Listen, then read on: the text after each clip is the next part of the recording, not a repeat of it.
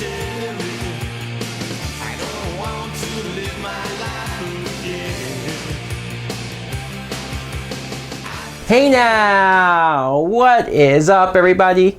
My name is Mike Brown, aka ReviewKingMB, and with The Dark Tower coming out a little while ago and It coming out all in 1 year, a lot of movies that are based off of Stephen King books have been made over the years. A lot of them. And I've seen a handful of them, but not all of them. So I'm deciding to take this opportunity to go back and watch and rewatch, in some cases, these movies that are based on Stephen King novels and review them. So let's start with Pet Sematary. Pet Sematary is a film that came out in 1989. It is obviously based on the novel of the same name written by Stephen King. He also wrote the screenplay for this film. It is directed by Mary Lambert. And the plot is we meet this family. This family, the father, the husband, Louis Creed, he moves his family to Maine almost as a fresh start. And it's a nice family. You see his wife, his daughter, his young son. Like, everything seems like it's going to be okay. The neighborhood seems okay. The neighbor is great.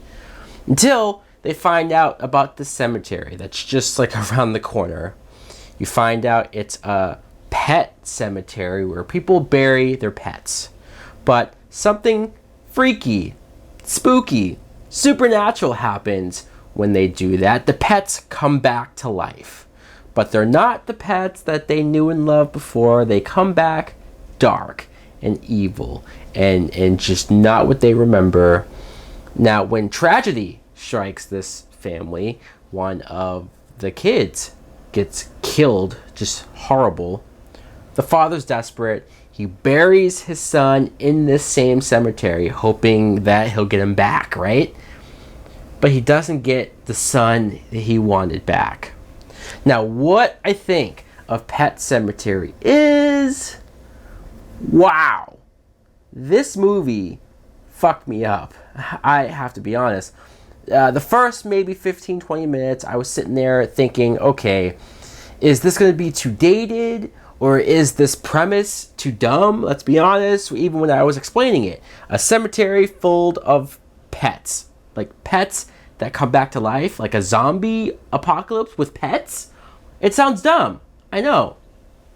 But as you're watching the movie, as you're getting to know this family, and you're starting to say, all right, they seem like good people, you see when the cat first dies, and the father buries it, and then it comes back, it shows back up at the house, but it has these piercing yellow eyes.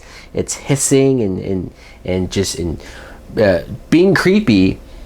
I have to admit, there was a few scenes of the father just constantly being jump scared by the cat. It's jumping out of the corner, or it's hissing at him and jumps on his face and scratches him, and he's yelling and screaming. It's kind of funny. There's probably a YouTube compilation of it, of just how many goofy scenes there are like that.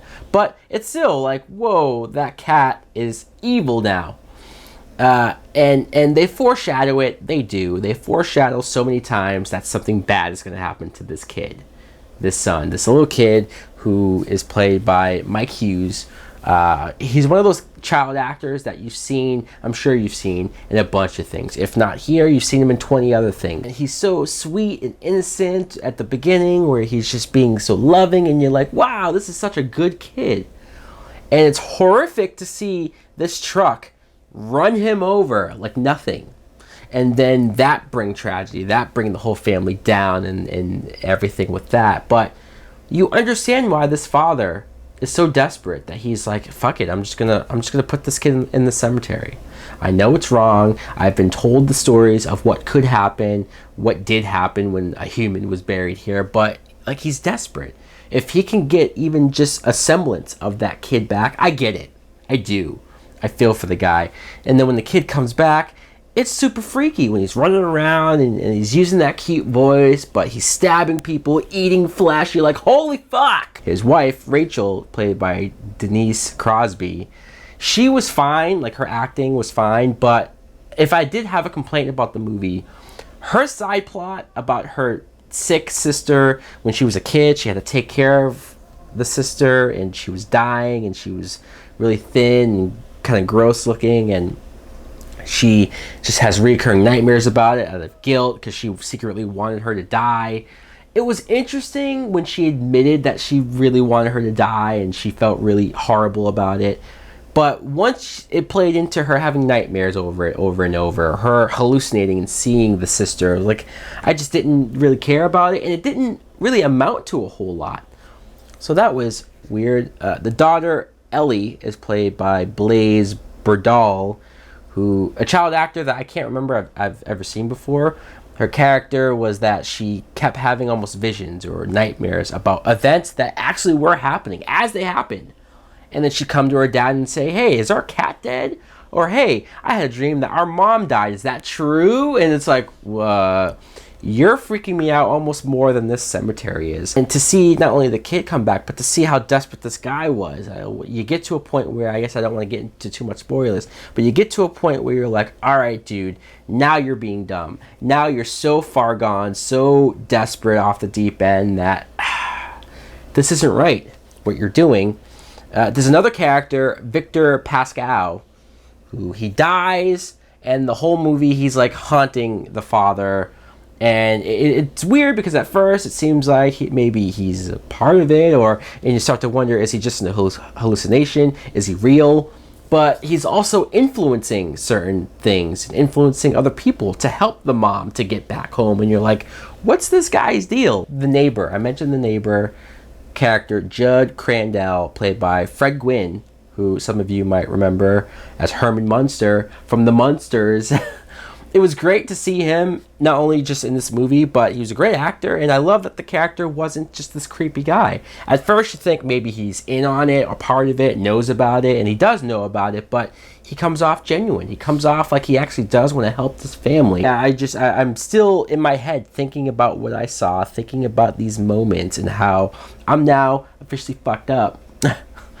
So guys, obviously I did enjoy overall Pet Sematary. Let me know in the comments below if you've seen it too. What do you think of it? Thanks for watching. Like, comment, subscribe. Later! These silent screams became a part of me. I'm moving past that. Please won't you free my soul? Can't hardly breathe in this society. I'm just a madman. Leave misery, yeah.